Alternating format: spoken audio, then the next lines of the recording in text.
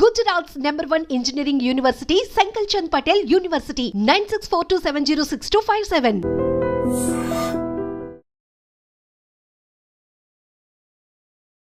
Hi hello నమస్తే welcome back to iDream media. ఈరోజు మనతో ఉన్నారు డి శివకృష్ణ గారు, founder and director of VCS IT solutions private limited and Vagdevi technologies.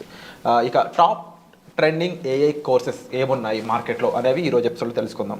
చివరి వరకు ఎపిసోడ్ అయితే మీరు చూడండి. Hi sir.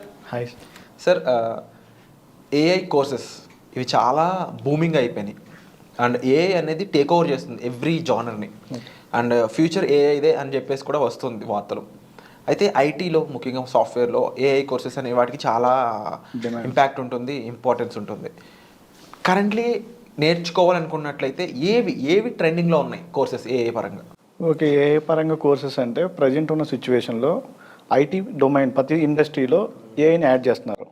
AI with health care అని, ఏఐ విత్ డిజిటల్ మార్కెటింగ్ అని, ఏఐ విత్ డెవలప్మెంట్ అని, ఏఐ విత్ టెస్టింగ్ అని, ఎనీ డొమైన్లో మనకి ఏఐని ఇంటిగ్రేట్ చేస్తున్నారు. కాబట్టి ఏఐకి అనేది ఫ్యూచర్ చాలా బాగుంటుంది. కాకపోతే ఏఐలో బాగా ట్రెండింగ్లో ఉన్న జాబ్స్ ఏంటంటే AI engineer jobs. Okay, AI engineer జాబ్స్కి వెళ్ళాలి అంటే వీళ్ళకి ఏదో ఒక ప్రోగ్రామింగ్ లాంగ్వేజ్ తెలిసి ఉండాలి, అలాగే ఏఐ మోడల్స్ని బిల్డ్ చేయాలి.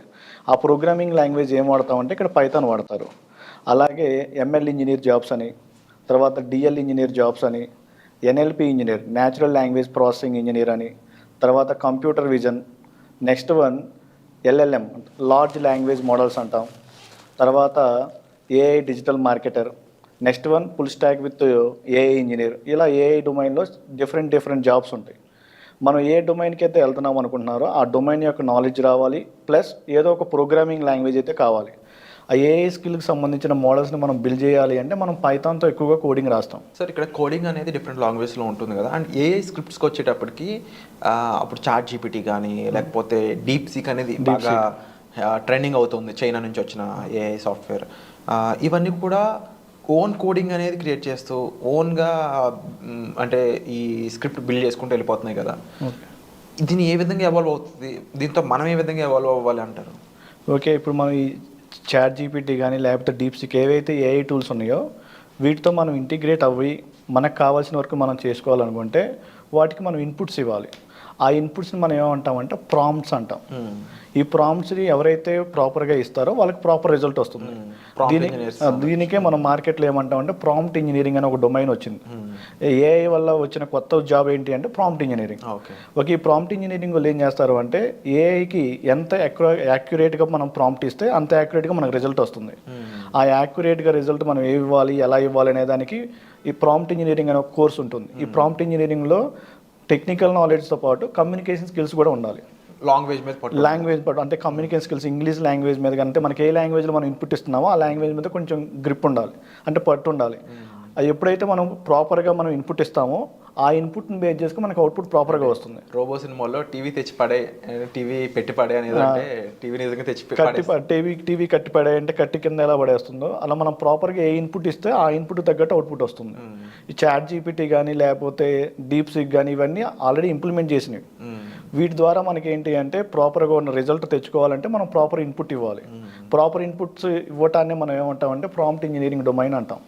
ఈ ప్రాంప్ట్ ఇంజనీరింగ్ డొమైన్కి ఫ్యూచర్లో మార్కెట్ చాలా బాగుంటుంది. అండ్ ఈ ప్రాంప్ట్ ఇంజనీరింగ్తో పాటుగా ఏఐ కోర్సెస్ విధానికి వచ్చేటప్పటికి ఇది మార్కెట్లో బాగా యూజ్ అవుతుంది. ఐటీ పరంగా ఇంకా ఏ విధంగా ఏఐ అనేది ముందుకెళ్ళే ఛాన్సెస్ ఉందంటారు? వాటిలో ఇంకా ఎటువంటి కోర్సెస్ నేర్చుకోవడం స్కోప్ ఉందంటారు? ఓకే, ఏఐ రావటం వల్ల ఏంటి అంటే ప్రొడక్షన్ కాస్ట్ అనేది తగ్గిపోతుంది కంపెనీస్ వాళ్ళకి.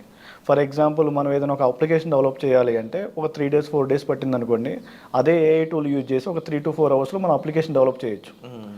ఇది అందుకనే ప్రతి డొమైన్లో ఏఐని యాడ్ చేస్తున్నారు. ఎవరైతే కరెంట్ ఐటీ డొమైన్లో వర్క్ చేస్తున్నారో వాళ్ళు ఏఐకి అప్గ్రేడ్ అవ్వకపోతే ఫ్యూచర్లో చాలా ప్రాబ్లమ్స్ ఉంటాయి.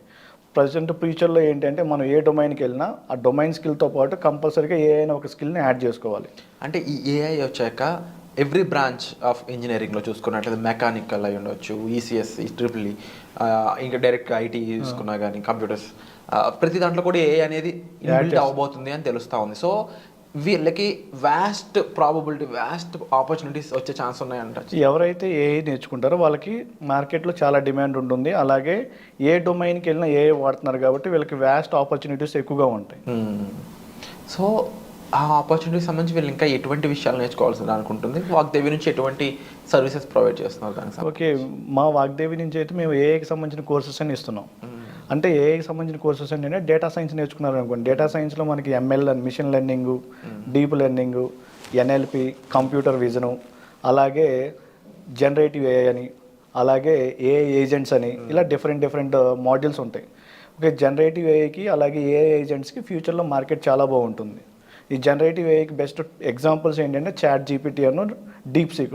ఇలాంటి అప్లికేషన్ మనం ఓన్గా బిల్డ్ చేసుకోవాలంటే జనరేటివ్ ఏఐ అనే కోర్స్ నేర్చుకుంటాం. శివకృష్ణ గారు, ముఖ్యంగా ఏఐకి వెళ్ళాలంటే ఎలాంటి ప్రోగ్రామింగ్ లాంగ్వేజ్ నేర్చుకోవాల్సిన అవసరం ఉంటుంది యూజువల్లీ? ఓకే, ఏఐ లాంగ్వేజ్ అంటే ఏఐ జాబ్స్కి వెళ్ళాలి అనుకుంటే ఒక ప్రోగ్రామింగ్ లాంగ్వేజ్ అయితే కావాలి. మోస్ట్ ఆఫ్ ది కంపెనీస్ ఎక్కడగా ఏం వాడుతున్నారంటే పైథాన్ ప్రోగ్రామింగ్ లాంగ్వేజ్ వాడుతున్నారు. పైథాన్తో పాటు పైథాన్కి సంబంధించిన ఏఐ లైబ్రరీస్ కొన్ని ఉంటాయి. ఆ ఫ్రేమ్వర్క్స్ని మనం నేర్చుకోవాలి. లైక్ అయితే టెన్సార్ ఫ్లో అని, హగ్గింగ్ ఫేస్ అని, ఇలా డిఫరెంట్ లైబ్రరీస్ ఉంటాయి పైథాన్లో. ఆ లైబ్రరీస్ నేర్చుకుని మనం ఏఐ సైడ్ మూవ్ అవుతాం. అండ్ ఇలా మ్యాథమెటికల్ బ్యాక్గ్రౌండ్ కూడా కంపల్సరీ అంటారా? అంటే డేటా సైన్స్కి వెళ్ళాలనుకున్నప్పుడు మ్యాథమెటిక్స్ కంపల్సరీగా వచ్చి ఉండాలి. ప్రాబబిలిటీ, స్టాటిస్టిక్స్ ఇవి తెలిసి ఉండాలి.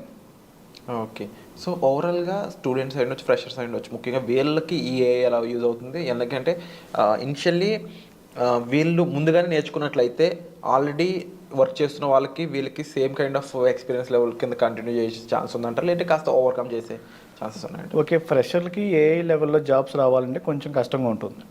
ఓకే, ఏఐ జాబ్స్ అనేవి కొంచెం ఎక్స్పీరియన్స్ ఉన్న వాళ్ళకే వస్తాయి.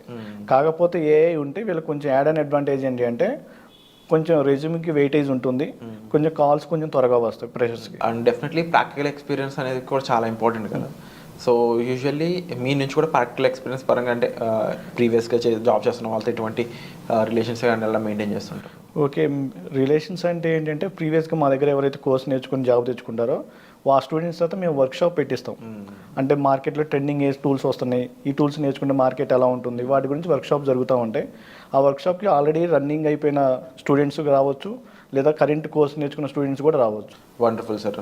డెఫినెట్లీ మీకు దీనికి సంబంధించి మరింత ఇన్ఫర్మేషన్ హెల్ప్ కావాలనుకున్నట్లయితే మీరు సార్ని సంప్రదించవచ్చు. వచ్చే ఎపిసోడ్లో మళ్ళీ కలుద్దాం. Thank you so much. Thank you.